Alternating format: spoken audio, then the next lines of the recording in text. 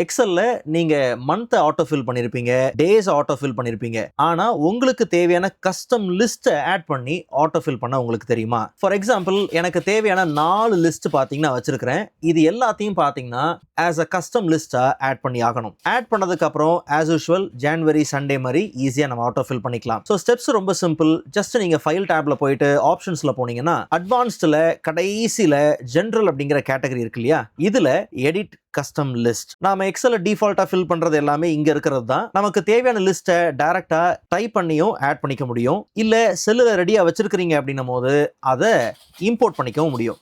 நாம ஏற்கனவே நமக்கு தேவையான 4 லிஸ்ட்டை செல்லில் ரெடியாக தான் வச்சிருக்கிறோம். ஸோ டேரெக்டாக இம்போர்ட் பண்ணிக்கலாம். இம்போர்ட் லிஸ்ட் ஃப்ரம் செல்ஸ் இருக்கு இல்லையா, ஜஸ்ட் இந்த ஏரியாவில் ஒரு கிளிக் பண்ணிட்டு அதுக்கப்புறம் தேவையான லிஸ்ட்டை அழகாக செலக்ட் பண்ணிட்டு இம்போர்ட் கொடுத்துருங்க. ஒருவேளை இந்த லிஸ்ட் உங்களுக்கு வேண்டாம்னா டெலிட் பண்ணிக்கவும் முடியும், நோ ப்ராப்ளம். இதிலே ஏதாவது எக்ஸ்ட்ரா தேவைனாலும் நீங்கள் ஆட் பண்ணிக்கலாம், அதுவும் பிரச்சனை கிடையாது. இன்னொரு லிஸ்ட்டையும் செலக்ட் பண்ணி இம்போர்ட் பண்ணியாச்சு. 3வது லிஸ்ட்டு, 4வது லிஸ்ட்டு, இப்படி 4 லிஸ்ட்டை பர்ஃபெக்டாக ஆட் பண்ணியாச்சு.